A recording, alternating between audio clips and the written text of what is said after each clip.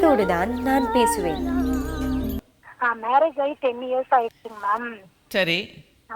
எங்க வீட்டுக்கார் வந்து அந்த இல்லீகல் கான்டாக்ட், சரியான இல்லீகல் கான்டாக்டா இருக்காருங்க மேம். ஆ 2 பசங்க இருக்காங்க. பட் இருந்தாலும் நான் அதெல்லாம் அவர் இருந்தாலும் இருந்துட்டு போறாரு, நமக்கு தேவையானது எல்லாம் வாங்கி போறாங்கன்னு சொல்லிட்டு நான் லைஃபை தான் பார்த்துட்டு இருக்கேன் மேம், பொறுமையா மேம். சரி.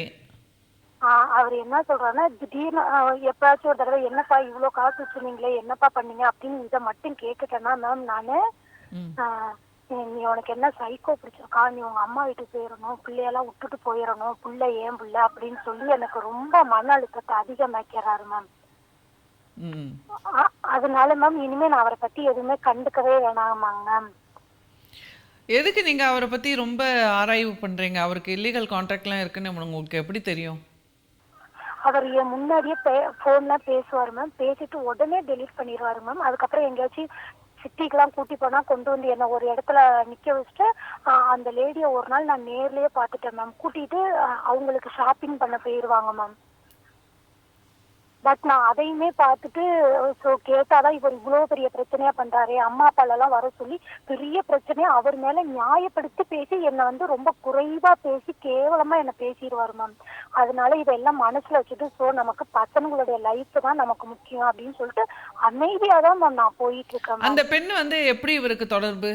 எங்க உங்களை திருமணம் பண்றதுக்கு முன்னாடி தெரியுமா இல்ல எப்படி பழக்கமாச்சு? திருமணம் ஆனதுக்கு அப்புறமும் இப்ப அது மாதிரி அந்த கான்டாக்ட் அந்த லேடி என் கூடவே நல்லா பேசிட்டு இருக்காங்க மேம். இல்ல அதான் உங்களை திருமணம் பண்றதுக்கு முன்னாடியே உங்க வீட்டுக்காருக்கு அந்த அம்மாவை தெரியுமா? அவங்களுக்கு தெரியும் மேம், தெரியுமாங்க மேம். அப்ப ஏன் அவர் லவ் பண்றாருன்னா அப்ப ஏன் அந்த பெண்ணே திருமணம் பண்ணிக்கல அவரு?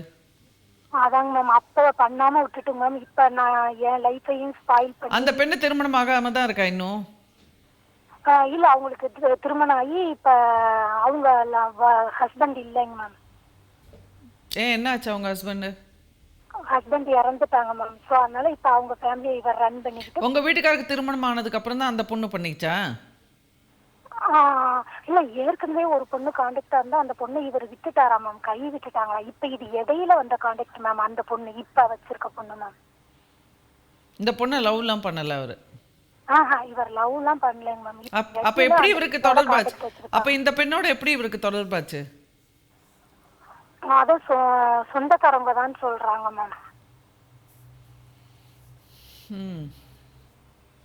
அதனால மேம் இப்ப எனக்கு என்னன்னா மேம், என்னை எதுக்கு எடுத்தாலும் ரொம்ப கேவலமா பேசுறாரு மேம். உனக்கு வந்து ஒரு சைக்கோவை பிடிச்சி என் தலையில கட்டி வச்சுட்டாங்க, இங்க பாரு உனக்கு என்ன தேவை எல்லாம் வாங்கி போறேன், இஷ்டம்னா இரு, இல்லன்னா உங்க அம்மா வீட்டுக்கு ஓடி போயிடணும், புள்ள 2 என்னது அப்படின்னு இப்படியே சொல்லி என்னைய வான் பண்றாங்க மேம். நீங்க என்ன செய்யலாம்னு நினைக்கிறீங்க? அதான் எனக்கு ஐடியா தெரியலங்க மேம். நீங்க தான் மேம் எனக்கு நல்ல சொல்யூஷனா கொடுக்கணும் மேம். எனக்கு அந்த எனக்கு வந்து நீங்க சொல்றத வச்சுட்டு நீங்க சந்தேகப்படுறீங்களா அது உண்மையான்றது எனக்கு தெரியலம்மா, சரியா? ஏன்னா சில பெண்கள் வந்து சந்தேக நோய் காரணமாக கூட நெய்னு கணவர்களை போட்டு நச்சு பண்ணுவாங்க, சரியா? ஸோ அதன் காரணமாக சும்மா வந்து ஃபோன் பேசினாங்க, டெலிட் பண்ணாங்க, ஒரு பெண்ணை வந்து ஷாப்பிங் கூட்டிகிட்டு போனாங்க, அது இதுன்னு இதெல்லாம் வந்து ஒரு காரணமாக வச்சு உடனே அவங்களுக்கு தொடர்பு இருக்குது, உடனே அவங்களுக்கு அஃபேர் இருக்குது, அப்படி இப்படின்னெல்லாம் பெருசாக ஆக்கி ஊதி பலூன் சின்ன விஷயத்தை பெருசாக்கி அந்த மாதிரிலாம் ட்ராமா பண்ணுற பெண்கள் நிறைய பேரை நம்ம பார்த்துருக்கோம், சரியா? ஸோ அதை மாதிரிலாம் பண்ணிங்கன்னா இயல்பாகவே நல்லா இருக்கிற ஆண்களுக்கு கோபம் தான் வரும். ஸோ ஏன் இப்படி சைக்கோ மாதிரி என்னை டார்ச்சர் பண்ணுறேன்னு அந்த மாதிரி சத்தம் போடுறது பண்ண தான் செய்வாங்க. ஓகே. ஸோ இன்றைக்கி இருக்கிற சூழ்நிலையில் வந்து ஒரு பெண்ணை வந்து ஒரு காஃபி டேயில் உட்காந்து பேசுகிறதோ இல்லை எங்கேயோ ஒரு ஷாப்பிங் போகிறதோ இதெல்லாம் வந்து ஆண்களும் பண்ணுறாங்க, பெண்களும் பண்ணுறாங்க, நண்பர்களாக பழகுறாங்க, ஒரு இடத்துக்கு போகிறாங்க, சினிமாவுக்கு போகிறாங்க, இதெல்லாம் சகஜமாக நடக்குது. ஸோ அதனால் இது உடனே காதல் தான், இது உடனே அவங்களுக்குள்ள தாம்பத்திய உறவு இருக்குது அப்படின்னலாம் நம்ம தீர்மானம் பண்ணிடக்கூடாது. சில சமயம் வந்து சும்மா மனசு விட்டு பேசுறதுக்கு சில பேரோட பேசுறதுக்கு கூட சில பேருக்கு ரொம்ப பிடிக்கும். ஸோ அப்போ பொறாமப்படக்கூடாது. பெண்களுக்கு வந்து இயல்பாகவே ரொம்ப பொறாம குணம் ரொம்ப ஜாஸ்தி. ஆண்களோட மனது வந்து கொஞ்சம் விசாலமான மனது தான். அவங்க மனதில் வந்து ஒரே நேரத்துலேயே வந்து ஒரு 4-5 பேரை வந்து அவங்களுக்கு ஈர்ப்பு இருக்கும். 4-5 பேர் மேலே ஈர்ப்பு இருக்கும். ஆனால் ஈர்ப்பு இருக்கிறவங்க மேலே எல்லாம் உடனே அவங்க உடல் ரீதியாக உறவு வச்சுப்பாங்கன்னு அவசியம் கிடையாது. ஸோ அதான் உங்களுக்குள்ளே வந்து அந்த தாம்பத்திய உறவு அதிகமாக இல்லை அப்படிங்கிறது ஒரு நெகட்டிவ் பாயிண்ட் தான். அது ஏன் அவரால் வந்து உங்ககிட்ட ஈர்ப்பு இல்லை அப்படிங்கிறத வந்து அவருக்கும் ஒரு வாய்ப்பு கொடுத்து பேசினா தான் எனக்கு எதுவுமே சொல்ல முடியும். ஓகே, சில சமயம் வந்து சில பேர் ரொம்ப சென்சிட்டிவாக இருக்காங்க, அவங்க வந்து நேர்மையாக இருப்பாங்க, ஆனால் ஏதோ ஒரு காரணத்துக்காக வேறு சில பெண்களோட நட்புறவு வச்சுக்குவாங்க. ஏன்னா எல்லாமே ஒரு பெண்ணுக்கிட்ட கிடச்சிடாது, எல்லாமே ஒரு ஆணுக்கிட்ட கிடச்சிடாது. அது உண்மைதான், அதை நம்ம எல்லாருமே இன்றைக்கி ஏற்றுக்கணும். ஸோ அப்படி இருக்கும்போது ஏதோ ஒரு காரணத்துக்காக ஒரு சில விஷயம் ஒருத்தரோட பேசுகிறதுக்கு நல்லா இருக்குன்னு சொல்லிட்டு பேசுகிறாங்க அப்படின்னா உடனே வந்து நேன்னு பொறாமப்பட்டுட்டு சண்டை போட்டுட்டு பெரிய அளவில் பிரச்சனை கிளப்பினாக்கா அப்போ அவங்களுக்கு மனசு வந்து பாதிக்கப்பட்டுடும். என்னையா நீ வந்து தவறாக சொன்னேன், நான் எவ்வளோ கட்டுப்பாடோடு இருக்கேன், நான் எவ்வளோ கட்டுப்படுத்திட்டு இருக்கேன், நான் கெட்டு போகணுன்னா இப்படி போயிடுவேன், ஆனால் நான் கெட்டு போகாமல் இருக்கேன், அப்படி இருக்கும்போது என்னையா அப்படி சொல்லிட்டேன் அப்படிங்கிற மாதிரி சில பேர் சொரண ரோஷம்லாம் இருந்ததுன்னா அதன் காரணமாக கூட இது பண்ணுவாங்க, விலகி இருப்பாங்க. ஸோ அதனால் வந்து நம்ம சும்மா அனாவசியமாக வாய் இருக்குன்னு சொல்லிட்டு எல்லாரையும் டக்கு டக்கு டக்குன்னு நம்ம பழி போட்டு பேசிடக்கூடாது. ஓகே மேம், அவரே சொல்லுவாருங்க மேம், இங்கே பாரு உன் மகளுக்கு வந்து நான் எவளையாச்சும் வண்டியில் ஏற்றிட்டு போகிறேன்னு நினப்பு, எவளுக்குனாச்சும் காசு செலவு பண்ணுறேன்னு நினப்பு, இது ஒரு சைக்கோ, அதனால இதை வந்து கூட்டிட்டு போயிருங்க, இப்படிலாம் சொல்லும் போது எனக்கு மனசு ரொம்ப ஹர்ட் ஆயிடுது மேம். நீங்கள் அதை மாதிரி தானே சொல்கிறீங்க, அதனால தானே அவர் சொல்கிறாரு. இப்போ நீங்களே இப்போ எங்கிட்ட சொல்லும் போதே இல்லீகல் கான்டாக்டுன்னே சொல்லிட்டீங்க. ஸோ உங்களுக்கு அந்த மாதிரி ஒரு சந்தேகம் இருக்குங்கிறத அவர் மனசை பாதிக்குதுல்ல, அது உண்மை தானே. முழுசா இருக்கும், அது எதனால இருக்குன்னா இப்படிதாங்க ஒரு 6 months ஆகும். இல்லை அதுதான் சொல்கிறேன், இப்போ நீங்கள் வந்து உறுதியாக வந்து அவருக்கு ஒரு ரிலேஷன்ஷிப் இருக்குது அப்படிங்கிறத நீங்கள் உறுதியாக நம்புறீங்க.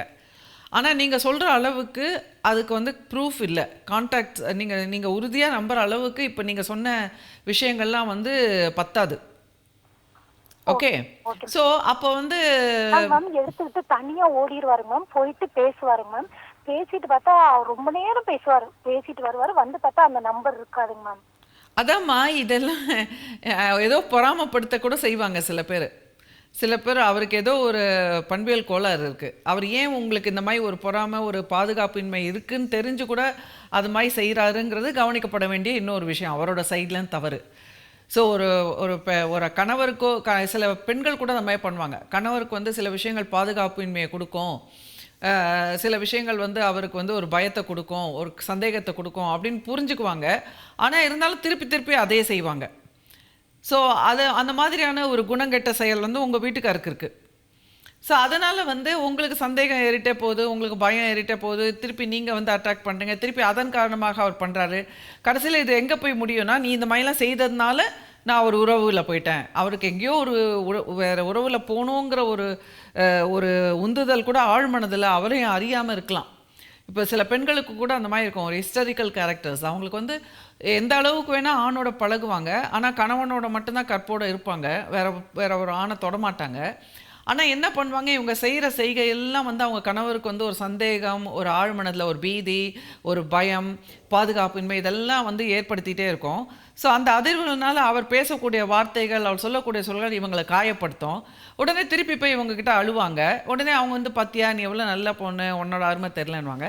உடனே இவங்க சொல்லுவாங்க, ஆமாம் எனக்கு வந்து அருமை தெரியாத மனுஷன்ற மாட்டிட்டேன் அப்படின்ட்டு. ஸோ இவங்களே க்ரியேட் பண்ணிப்பாங்க அந்த சிச்சுவேஷன், பிட்ரே பண்ணுறதுக்கு, துரோகம் பண்ணுறது. அதுக்கப்புறம் ஒரு நாளைக்கு அவங்க கணவர் எதிர்பார்த்த மாதிரி அந்த துரோகம் பண்ணிடுவாங்க. அதுக்கப்புறம் காரணம் என்ன சொல்லுவாங்க, அந்த கணவரோட நத்தை தான் அப்படின்ட்டுருவாங்க. ஸோ இது ஆக்சுவலாக சாராம்சம் என்னன்னாக்கா, அந்த ஆழ்மன உந்துதல் ஒருவருக்கு வந்து வேற ஒரு பார்ட்னர் நீட் அப்படிங்கிறது இருந்ததுன்னா இந்த மாதிரி இந்த கொனஷ்ட வேலையெல்லாம் பண்ணுவாங்க. இது ஆண்களும் பண்ணுறாங்க, பெண்களும் பண்ணுறாங்க. ஸோ இப்போ நீங்கள் சொன்னதில் உங்கள் கணவருக்கு அந்த மாதிரி ஒரு பிஹேவியர் இருக்கலாம். ஸோ இப்போ இதை எந்த இடத்துல நம்ம வந்து இதை வந்து சரி செய்ய முடியும் அப்படின்னு பார்த்தீங்கன்னா, இந்த மாதிரி ஒரு ஹிஸ்டாரிக்கல் கேரக்டர் இருக்கும் பொழுது அவங்களுக்கு ரொம்ப அட்டென்ஷன் தேவைப்படுது, அதை தான் நல்லா புரிஞ்சுக்கணும். இந்த ஹிஸ்டாரிக்கல் கேரக்டர்ஸ் இருக்கிறவங்களோட மட்டும் வாழறதுங்கிறது ரொம்ப கஷ்டம். அவங்களுக்கு ரொம்ப எப்போ பாரு அவங்க தான் சாவு வீட்டில் கூட அவங்களுக்கு தான் இம்பார்ட்டன்ஸ், அவங்க தான் பணத்தை விட அவங்களுக்கு இம்பார்ட்டன்ஸ் ரொம்ப கொடுக்கணும். அந்த மாதிரியான ஒரு டைப் ஆஃப் பீப்புள் எங்கே போனாலும் அவங்களுக்கு தான் வந்து அடிமையாவே இருக்கணும். அதான் நான் சொல்றதான் நீ கேட்கணும், இஷ்டம்னா இரு, இல்ல. ஆமாம், அதுதான் அவங்களோட கேரக்டர்ஸாக இருக்கும். அவங்களுக்கு எவ்வளோக்கு எவ்வளோ நீங்கள் அடிபணிந்து, அவங்களுக்கு எவ்வளோக்கு எவ்வளோ நீங்கள் அவங்கள முகஸ்துதி போட்டு, எவ்வளோக்கு எவ்வளோ அவங்கள வந்து பெருமைப்படுத்தி அவங்க தான் பெரிய ஆள், அவங்க தான் பெரிய விஷயம் அப்படின்ற மாதிரிலாம் நீங்கள் ஒரு பிம்பம் க்ரியேட் பண்ணுறீங்களோ, அப்போ கொஞ்சம் கொஞ்சமாக அட்ராக்ட் ஆகி வருவாங்க உங்ககிட்ட. ஓகே உங்க கணவர் ஒழுங்கா தான் இருக்கு. இந்த பாருங்க, உலகத்துல எல்லா ஆண்களும் இப்படி தான் இருப்பாங்க. எந்த ஆண்களுமே வந்து கொஞ்சம் நம்ம வந்து நீ என்ன பெரிய ஆளா அப்படின்னு கேட்டாக்கா, அப்படியே அடி நான் காட்டுறேன் பாரு நான் எவ்வளோ பெரிய ஆளுன்னு அப்படி தான் பேசுவாங்க. அது உலகத்தில் எல்லாருக்கும் அதுதான். நீங்கள் வந்து எங்கேயோ கொஞ்சம் அவரை வந்து கொஞ்சம் நீங்கள் வந்து ட்ரிகர் பண்ணுறீங்க. அப்போ அவர் சொல்லுவார், ஆமாம் நீ என்ன பெரிய ஆளா அப்படின்ற மாதிரி அவர் பேசியிருப்பார். அதனால் இதெல்லாம் வேர்ட் டு வேர்டு எடுத்துக்கிட்டு அவர் ஆணாதிக்கம் அவர் வந்து இப்படி பேசுகிறாரு பாருங்க அப்படி இப்படின்னெல்லாம் இது பண்ணக்கூடாது. ஓகே, இப்போ உங்களுக்கு குடும்பம் வேணும், உங்களுக்கு கணவர் வேணும் இல்லையா? ஆமாம், கணவர் வேணும். மெயினா பிள்ளைங்களோட ஃபியூச்சருக்காக நான் எதை வேணாலும் தாங்கிட்டு இருக்க ரெடியா இருக்கேன். அப்படிலாம் தேவையில்லை. நீங்க வந்து அதெல்லாம் காரணம் கிடையாது. நீங்க வந்து எதை வேணா தாங்க. உங்களுக்கு ஆக்சுவலா நீங்க சம்பாதிக்கிறதுக்கும் உங்களால முடியாது இல்ல. நீங்க என்ன படிச்சிருக்கீங்க? நான் டீச்சர் ட்ரைனிங் முடிச்சிருக்கேன். டீச்சர் ட்ரைனிங் முடிச்சிருக்கீங்க.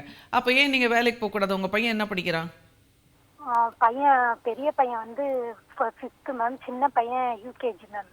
சரி, அதான் இப்போதான் அவங்க தான் படிக்க ஆரம்பிச்சிட்டாங்கல்ல. நீங்க ஒரு பார்ட் டைமா ஒரு நர்சரி ஸ்கூல்ல கூட போய் டீச்சர் வேலை பார்க்கலாமே. அதான் அதுக்கு தாங்க மேம், நீ வேலைக்கெல்லாம் போவேனா, உனக்கு என்ன தேவை, வீட்டுல இருக்கல கட்ட ட்ரெஸ் இருக்கு, சாப்பாட்டுக்கு எல்லாம் தேவை இருக்கு. அது அவர் விஷயம். அவர் கட்டுப்படுத்துறதுக்கு சொல்வாரு, அது வேற விஷயம். அதையே காரணம் சொல்லி சொல்லி பெண்களும் வந்து சொகுசா எங்க வீட்டுக்கார் விட மாட்டாரு, எங்க வீட்டுக்கார் அடிப்பாரு, எங்க வீட்டுக்கார், அது அடுத்த ரீசன். பட் முதல்ல வந்து ஃபர்ஸ்ட் நீங்களே கூட வந்து உங்களுக்கு அந்த அளவுக்கு தைரியம் கிடையாது, அதை நீங்க ஒத்துக்கணும். ஸோ உங்களுக்கு அந்த அளவுக்கு தைரியம் இல்லை, போய் தனியாக வந்து உங்கள் காலில் நிற்கக்கூடிய அளவுக்கு உங்களுக்கு துணிவு இல்லை. ஸோ அப்படி இருக்கும் பொழுது ஒரே அடியாக நீங்கள் வந்து கண்ட்ரோல் பண்ணணும்னு நீங்கள் நினைக்கிறதும் தப்பு. ஒரே அடியாக வந்து, ஏன்னா இது வந்து ஒரு சிக்கலான காம்பினேஷன். அவர் வந்து அடிமையாக இருக்கணும்னு எதிர்பார்க்குறாரு, நீங்கள் வந்து என்னென்னா அடிமையாக இருக்க முடியாது, அதே நேரத்தில் நான் வந்து தனியாகவும் இருக்குமா, நான் வந்து சுதந்திரமாகவும் இருப்பேன், நான் வந்து என்னை கட்டுப்படுத்தவும் கூடாது அப்படின்ற மாதிரி நீங்கள் நினைக்கிறீங்க. அதுக்கு ஏற்ற ஜோடியாக நீங்கள் உங்களுக்கு அமைஞ்சிருந்ததுன்னா பிரச்சனை கிடையாது. அதாவது உங்கள் பர்சனாலிட்டி படி நீங்கள் வந்து தன்மானத்தோடு நான் வந்து என்ன ஹவுஸ் ஒய்ஃபாக இருக்கேன், என்ன இப்போ குறைஞ்சி போச்சு அப்படிங்கிற மாதிரி நீங்கள் நினைக்கிறீங்க. அது தவறு ஒன்றும் கிடையாது. ஆனால் உங்களுக்கு துணையாக அமைஞ்சவர் என்ன நினைக்கிறாரு, அவர் சொல்கிறபடி கேட்டுட்டு அவரோட ஆதிக்கத்தில் அவருக்கு கீழே இருக்கணும், அவருக்கே அட்டென்ஷன் தரணும், அந்த மாதிரி எதிர்பார்க்குறாரு. ஸோ அது நீங்கள் வந்து அவரை தூக்கி வச்சு அவர் தான் எல்லாம் அவரை சுற்றி தான் இந்த வீடு, அவரை சுற்றி தான் எல்லாம், அவருக்கு அவர் இல்லைன்னா எனக்கு வாழ்க்கையே இல்லை, அது மாதிரிலாம் நீங்கள் வந்து உண்மையிலேயே நினைக்க தான் அவருக்கு வந்து வாழ்க்கை இன்ட்ரெஸ்டிங்காக இருக்க மாதிரி அவர் தோணும்.